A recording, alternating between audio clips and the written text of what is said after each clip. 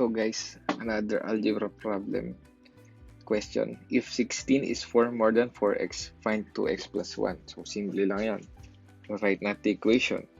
16 equals, kaya nag-equals kasi sinabi is 4 more than 4x.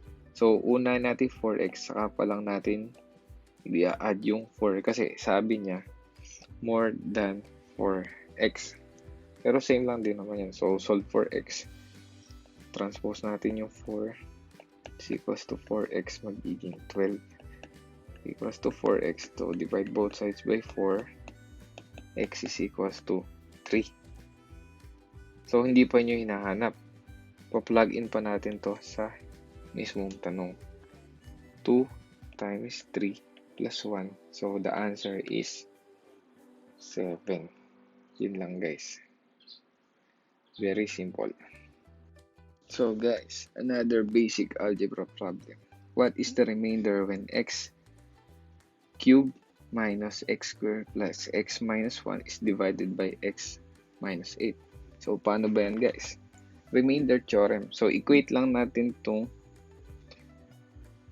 divisor sa 0. So x minus 8 is equals to 0. So ang x natin is equals to 8. So, substitute lang natin siya sa equation. So, magiging f of x is equals to 8. So, magiging 8 cube minus 8 square plus 8 minus 1. So, the remainder is, type nyo lang sa calcu, 8 cube minus 8 square plus 8 minus 1. So, ang remainder is 455. Yun ay sagot. Okay guys, very easy, di ba? So, hi guys. So, ngayon magsasagot tayo ng mga basic algebra problems. So, simulan natin sa logarithm. So, itong problem. Let x, y, and z all exceed 1 and let w be a positive number such that log w base x is equals to 24, log w base y is equals to 40, log w base xyz is equals to 12. Find log w base z. So, convert muna natin itong mga logarithm. Sa exponential form. So, paano nga ba? Log w base x is equals to 24. So, i-erase natin both sides yung equation. So, x raised natin by its base para ma-cancel yung logarithm and para ma-convert yung logarithm sa exponential form. So, cancel na yan. Magiging w is equals to x raised to 24. Ganon din sa kabila. So, magiging w is equals to y raised to 40. Same goes sa dulo. X, y, and z raised to 12. Sorry na mali ako. Nabaligtad ko. Pero same lang yun. So, yun na. Di-distribute natin ngayon yung 12. So, bawat variable. So, x raised to 12, y raised to 12, z raised to 12 is equals to w. So, etong equation 1, gawin natin in terms of x para ma-substitute natin dito sa isang equation. So, gaganyan lang natin. Fourth root para ma-cancel tong raise na 20, exponent na 24. So, x is equals to 24th root ng w. So, pwede mo rin siya isulat ng x. So, is equals to w raised to 1 over 24. Same goes with the y. W raised to 1 over 4d. Then, yung dalawa na to, plug in natin sa third equation. So, yung x is equals to w1 over 24 times 12.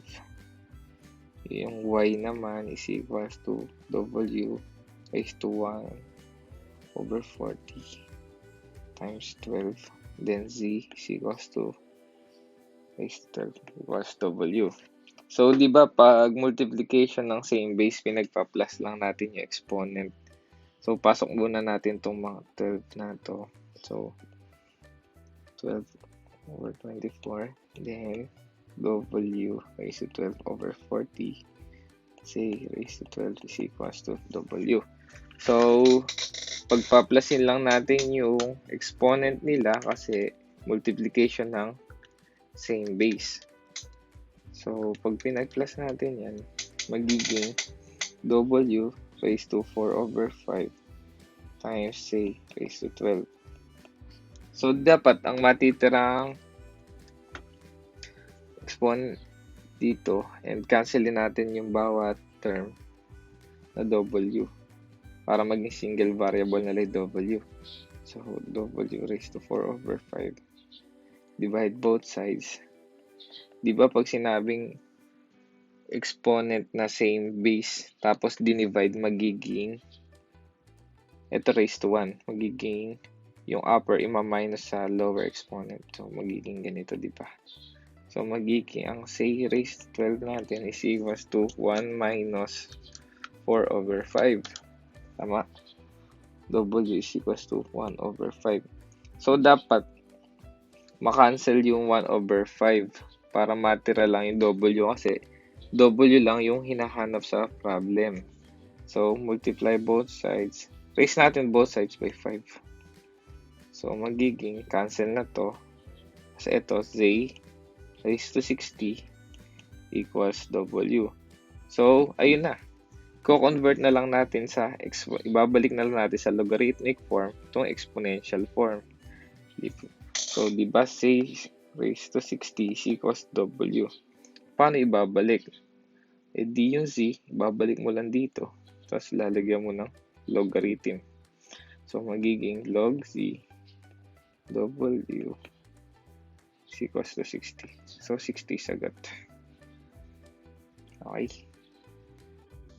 So, another algebra problem. Determine the sum of positive values solution to the simultaneous equation xy is equals to 15, yz is equals to 35, cx is equals to 21.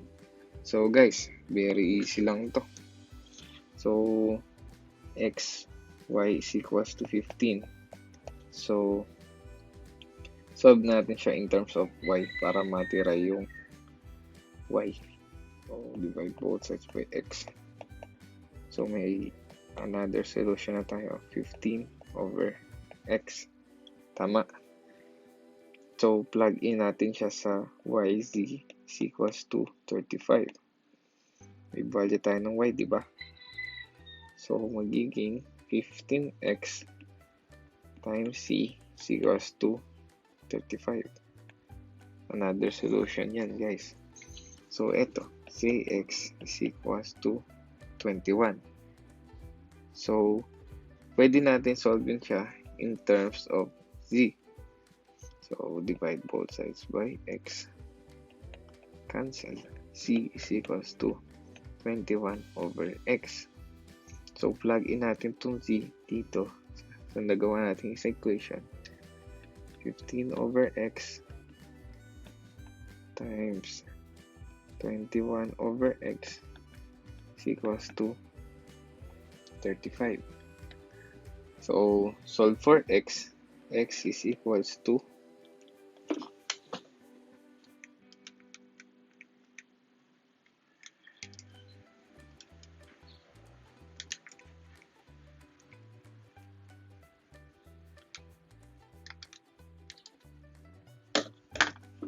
So, ang value natin guys ng x is shift solve nyo na lang guys. Ta-type nyo lang sa calculus yan. So, ang value ng x is 3. So, nakuha mo na yung 3. So, plug in natin yung 3 dito. So, magiging to solve for y is equals to 15 over x. Eh, ang x natin is 3. So, y is 15 divided by 3. 5. So, same goes with here. Z is equals to 21 over 3. J is equals 7. So, ang hinahanap, sum of all the solutions. So, 3 plus 5 plus 7 equals to 15. So, ang tamang sagot guys ng simultaneous equation na to is 15. Okay? So guys, another algebra problem. So, ang tanong, the cost of 3 hamburgers, 5 milkshakes, and 1 order of rice at a certain fast food restaurant is 23.50. At the same restaurant, the cost of 5 hamburgers, 9 milkshakes, and 1 order of rice is 39.50. What is the cost of 2 hamburgers, 2 milkshakes, and 2 order of rice at this restaurant? So, paano gagawin? Mag-assume muna tayo. So, hinay-hinay lang guys sa pag-assume. Baka masaktan tayo De joke, charot lang. So, let X for hamburgers, Y for milkshakes, Z for fries. So, ang equation 1, 3 hamburgers plus 5 milkshakes plus 1 order of rice is equals to 23.5. Next equation, 5 hamburgers, 9 milkshakes, and another 1 order of rice at 39.50. So, ang tanong, what is the cost of 2 hamburgers, 2 milkshakes, saka 2 order of rice? So, paano guys gagawin? So, una, multiply natin both sides by 2. Bakit i-multiply both sides by 2? Para pag minus natin yung equation 2, ang matitira ay single variable. So, let's see. So, ito magiging 3x times 2. So, magiging 6x plus 10y plus 2z is equals to 47. So, isubtract natin yung equation 2. Subtract natin to. So, minus 5x minus 9y minus z is equals to 39.5. So, guys, ito yung sinasabi ko sa inyo. Magiging, isa na lang mga variable na ito. Magiging x plus y plus z is equals to 47 minus 39.5. So, magiging 7.5. So, guys, ang tinatanong, 2x plus 2y plus 2z. So, paano mangyayari? Multiply lang natin to both sides by 2 ulit. So, magiging 2x plus 2y plus 2z is equals to 15. So, yun ay sagot natin sa hinahanap na 2 hamburgers, 2 milkshakes, at 2 order of rice. 15 is our final answer. So, ito, problem 3. Determine 3x4 plus 2x5 if x1, x2, x3, x4, and x5 satisfy the system of equation below. So, paano gagawin? Simple lang. Pag-add-addin natin lahat ng equation na to. So, ito magiging 6x1 plus 6x2 plus 6x3 plus 6x4 plus 6x5 is equals to 6 plus 12 plus 24 plus 48 plus 96 is equals to 186. So, pwede pa natin i-lowest term to. Divide lahat by 6. So, magiging x1 plus x2 plus x3 plus x4 plus x5 is equals to 186 divided by 6 is equals to 31. So, ang hinahanap, 3x4 plus 2x5. So, saan ba natin makikita yung x4? Sa lahat na equation, di ba? Pero, i-minus natin yung equation 4 sa equation 1 para matira yung x4. So, ganito. x1 plus x2 plus x3 plus 2x4 plus x5 is equals to 48 minus ito, yung equation 6. Minus x1 minus x2 minus x3 minus x4 minus x5 minus 31.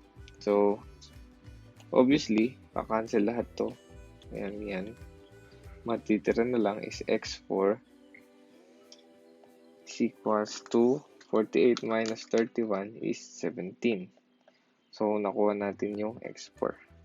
So, same goes with x5. Gamitin natin, ipang-minus natin yung equation 5. So, x1 plus x2 plus x3 plus x4 plus 2x5 is equals to 96. Minus natin yung equation 6. Ay, rewrite lang natin.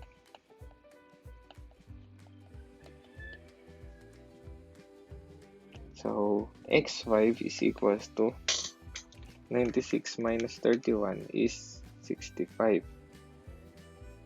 So, balik tayo sa equation. Substitute natin. 3 times 17 plus 2 times 65 is equal to 3 times 17 is 181. So, ang final answer natin for 3x4 plus 2x5 is equals to 181. Okay? Ay, solution. So, guys, another algebra problem. How much of 65% acid solution and 25% acid solution should be mixed together to produce 180 ml of 40% acid solution? So guys, paano gagawin? Pag mixture problem, syempre gagawa tayo ng box. So ito yung unang box. Ito yung pangalawang box. Plus kasi pinag-add equals sa resulting solution. So una, 65% acid solution. So, kung may 65%, dapat laging yung box mo 100%. So, magiging isa is 35%. Mixture to, pwedeng tubig o kung ano. Or other base kasi solution. Pag solution, di ba, may kahalo. Sana all. Joke. So, next, 25%. Pero to guys, hindi naka-scale yung drawing na to, illustration to. 25% to, tas ito, 75%. Tapos yung resulting, 40% and 60% with a total volume of 180 ml.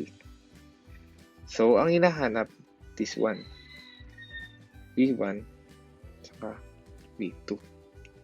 So, paano guys gagawin? Simple lang. Gawin natin to equation to unknown. So, una, 65 V1 plus 25 V2 is equals to 40 times 180. And the another solution is 35 V1 plus 75 V2 is equals to 60 times 180. So guys, di ba kayo nagtataka ba't di ko percentage? Kasi maka-cancel lang din naman yun. So, punta na tayo sa ating calculator.